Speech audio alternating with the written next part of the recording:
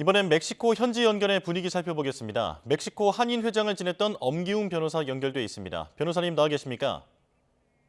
네, 안녕하세요. 네. 엄기웅입니다. 자, 알려진 대로 트럼프 대통령이 시행 직전에 관세 부과를 한 달간 유예하기로 했습니다. 멕시코 현지 분위기는 예상했다는 반응인가요? 네, 어느 정도 예상하는 분위기가 컸습니다. 그 이유는 캐나다와 달리 한번 겪어봤기 때문입니다.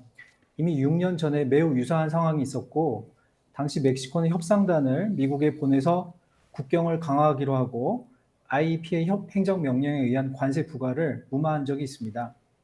당시 협상단장이었던 마르셀로 에브라르드 외교부 장관이 현재는 경제부 장관이고요.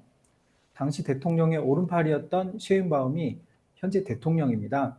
따라서 트럼프의 전략을 예측하고 준비할 수 있었다고 생각이 됩니다. 예, 예측하고 준비했을 수 있다 말씀을 해주셨는데, 자, 멕시코가 원래 보복 관세를 물리겠다고 강력하게 반발하고 나서지 않았습니까? 이것도 영향을 미쳤을까요? 네, 강력한 반발도 일정 부분 영향을 미쳤다고 생각을 하는데요.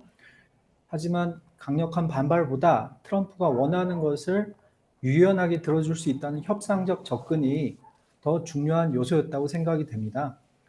멕시코 시앤바움 대통령은 국경에 인력 1만 명 투입, 장관급 협상단 구성을 약속했고요.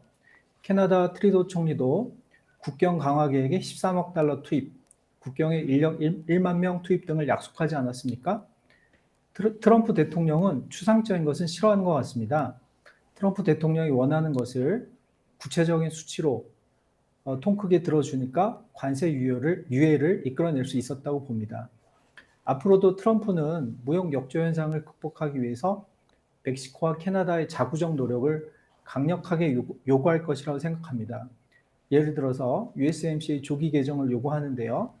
자동차 부품 역내 부품 조달 비율이 아닌 미국 부품 조달 비율로 바꾸는 방안, 장벽 건설과 펜타닐 공익 광고에 돈이 많이 드는데 이를 위한 국가 간 펀드 조성, 또 캐나다 달러와 멕시코 페소의 인위적 평가 절상 등이 앞으로 한 달간 주요 협상 주제가 아닐까 생각합니다.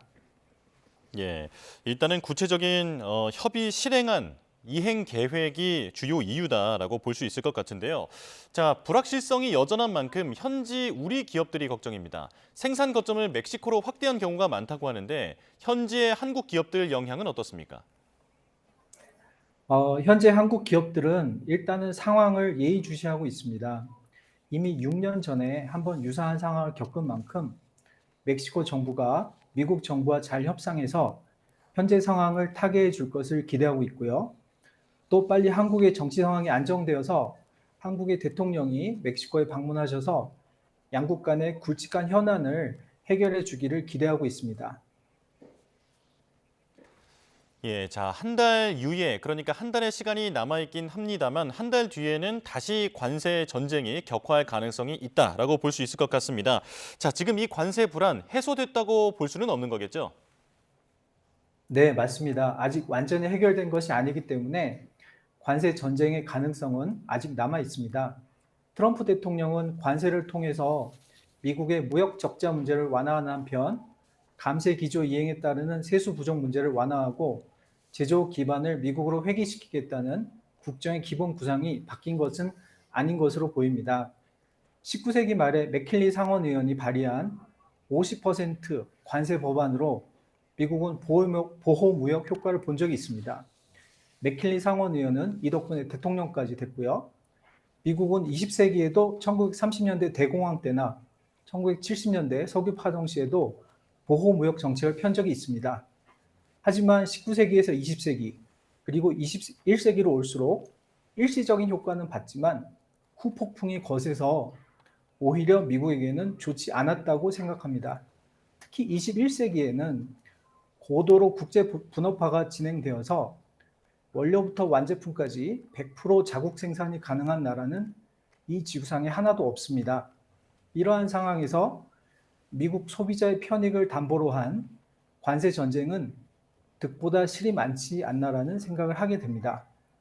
비교 우위론을 주장하신 데이빗 리카르도가 이 상황을 보시면 너무 슬퍼하실 것 같습니다.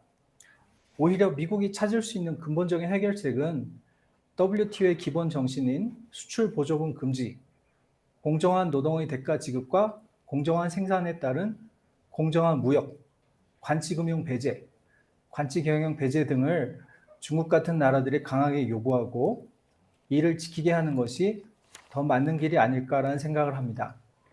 예. 자, 유예 기간이 주어진 만큼 우리도 대응책을 마련해야 할 것 같습니다. 엄기웅 변호사와 함께했습니다. 고맙습니다.